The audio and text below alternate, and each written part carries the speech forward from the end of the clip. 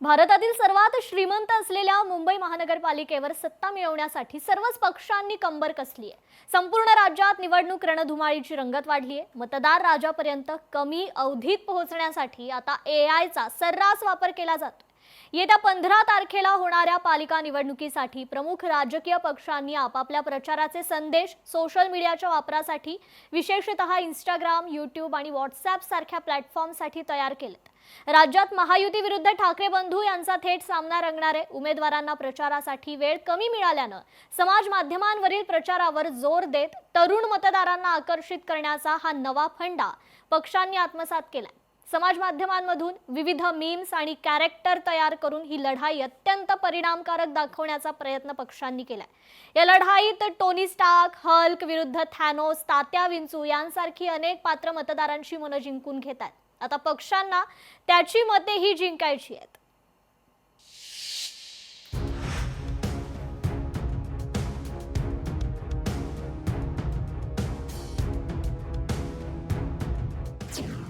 जेनझीला आकर्षित करण्यासाठी प्रचाराचा हा नवा फंडा। मतदार राजापर्यंत कमी अवधीत पोहोचण्यासाठी एआयचा सर्रास वापर।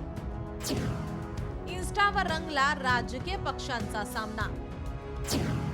एआयच्या प्रभावी माध्यमातून केलेल्या प्रचाराची सर्वाधिक चर्चा। या निवडणुकीच्या प्रचारात राजकीय संवादाचे प्राथमिक माध्यम म्हणून डिजिटल प्लॅटफॉर्मला विशेष महत्त्व दिलं गेलंय। गेल्या काही वर्षात राजकीय क्षेत्रात समाज माध्यमांचा वापर मोठ्या प्रमाणात वाढलाय। प्रत्येक पक्षांनी त्यांची रणनीती ठरवण्यासाठी वॉर रूम तयार केल्यात। त्यामध्ये नवनवीन संकल्पना राबवण्यावर अधिक भर दिला जातोय। संवाद माध्यमाचे बदलते तंत्रज्ञान स्वीकारून राजकीय पक्ष उमेदवारांकडून या तंत्रज्ञानाचा प्रचारासाठी कौशल्याने वापर केला जातोय। त्यामुळे समाज माध्यमांमध्ये आता एआय तंत्राचा प्रभावी वापर करण्यात येत आहे।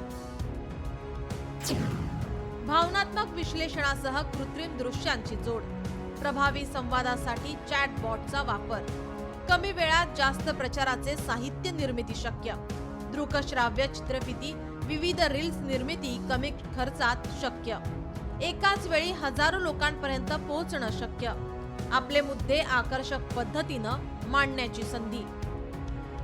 भाजपाच्या डिजिटल मोहिमेत मार्वल युनिव्हर्स मधील आयर्न मॅन, टोनी स्टार्क यांसारख्या पात्रांचा वापर केला आहे। या एआय निर्मित व्हिडिओमुळे समाज माध्यमांवर सर्वांचे लक्ष वेधून घेतलं जात आहे। या व्हिडिओमध्ये पात्रांना महापालिकेचा उमेदवार म्हणून दाखवण्यात आलाय। याला सर्वाधिक पसंती मिळाली आहे। भारत माता की जय। मैं Tony Starc, Bharatiya Janata party का उम्मीदवार, देश की सेवा करने के लिए प्रतिबद्ध हूं। कल रात थानोस ने कांग्रेस से नामांकन भरा। मैं भाजपा से चुनाव लड़ रहा हूं और हमारी जीत निश्चित है, क्योंकि थानोस मुंबई के लिए खतरा है। अब की बार थानोस की हार। शिंदे शिवसेनेने हल्क हे पात्र प्रचारात उतरवलं आहे।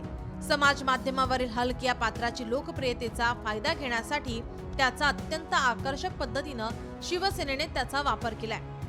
येणाऱ्या बीएमसी निवडणुकीत शिवसेना प्रचंड बहुमताने जिंकेल। मुंबईचा विकास हेच आमचं वचन आहे। जय हिंद, जय महाराष्ट्र। एआयच्या या प्रभावी माध्यमांचा वापर करण्यात काँग्रेसही मागे राहिलेली नाही। त्यांनी थॅनोसला आपला उमेदवार बनवलाय। थॅनोस हा मार्वल कॉमिक्सच्या अमेरिकन कॉमिक पुस्तकांमध्ये दिसणारा एक सुपर विलन आहे। सत्ताधाऱ्यांविरोधात हा खलनायक सामना करताना दिसतोय। मुंबई महानगरपालिकेत केवळ भ्रष्टाचार बोकाळला आहे। मला हे तात्काळ थांबवायचे आहे, अन्यथा परिणाम वाईट होतील।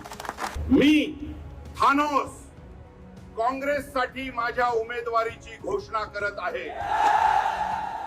काँग्रेस जिंदाबाद।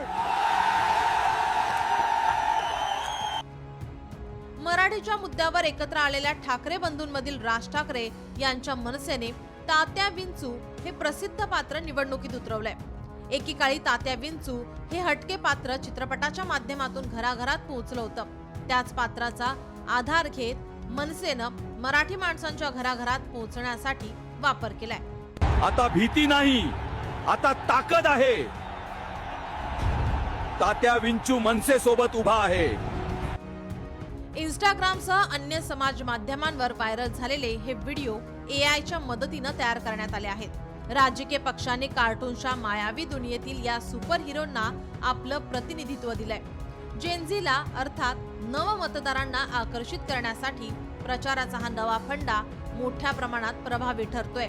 सोशल मीडियावर याची चर्चा चांगलीच रंगली आहे. ब्युरो रिपोर्ट, लोकशाही मराठी, मुंबई. लोकशाही मराठी ऐका, पहा, जागरूक रहा.